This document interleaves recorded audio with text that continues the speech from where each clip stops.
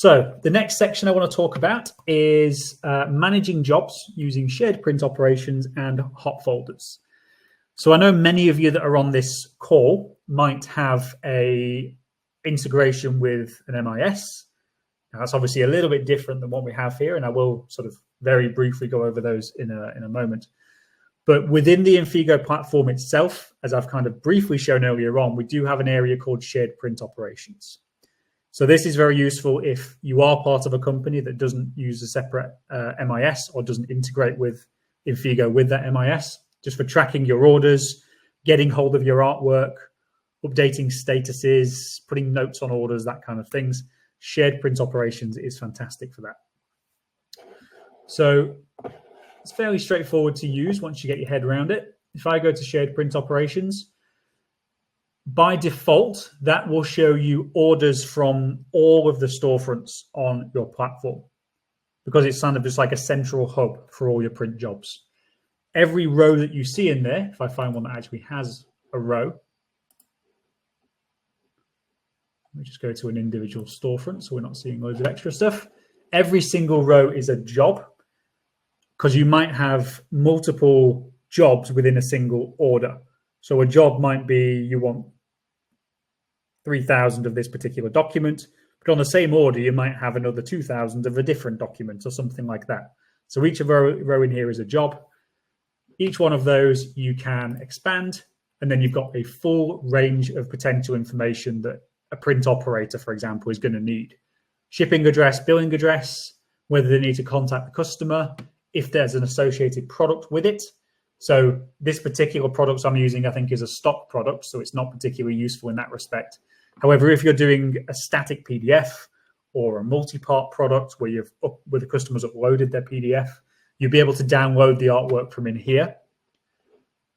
You can also do things such as downloading associated job tickets, invoices, associated documentation, shipping and tracking information, and of course, status changes. So you can keep track of what's happening with that particular order.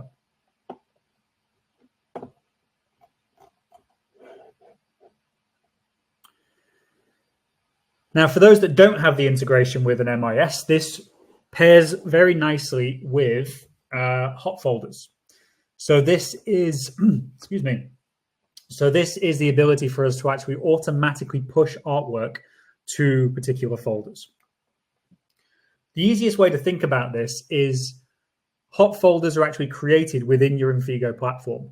And when you're pushing a job to a hot folder, it is pushing it to a folder within your Infigo platform. But what you would have is an additional little installation tool, which is called Infigo Sync. You can put that on a remote machine, and you can very easily connect Infigo Sync to Poll to keep looking into one of those hot folders on your Infigo system. And when it sees that there's been a change in files, when it sees that there's been an update, it will get that information and copy it onto the local file of that, a local folder of that machine that Infigo Sync is installed on. So again, once you get your head around these, it's fairly simple to set them up. It's just a case of creating the relevant hot folders and then choosing how you want to map them. So you can just have everything go into one hot folder if you want to, but you might have it so that certain products go to certain hot folders because they need to be printed on certain machines, for example. So you might need to direct them in certain places. It can get a bit complicated depending on your setup. So if I go to hot folders and print locations, now a print location is just, as the name suggests, it's a location which you're doing the print. So it might be sort of facility 1, facility 2, whatever it might be.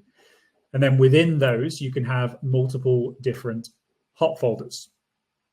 Creating them is very, very easy. You're just giving them a name, and then you're saying whether they're active, and if you need to, whether they're visible to the API as well. The most important thing to do here is to actually specify what the mapping for that hot folder is going to be. So which products of my orders are going to go to that particular hot folder. So if I go to one of these and say edit mapping, you can specify there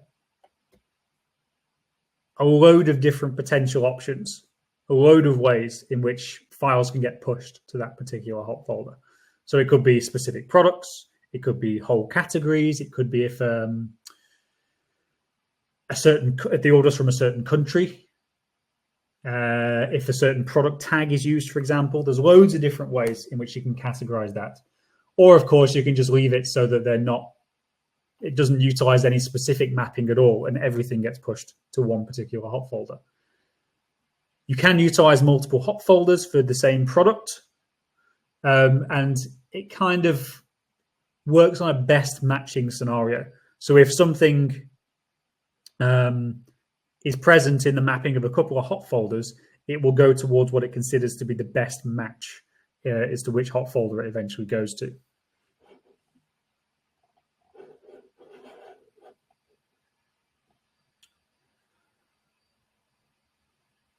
Okay, and what you should see on these shared print operations, I don't think it will be working on this particular example, but you will get an update when something has gone to a particular hot folder. So you can make sure that it's doing the right thing.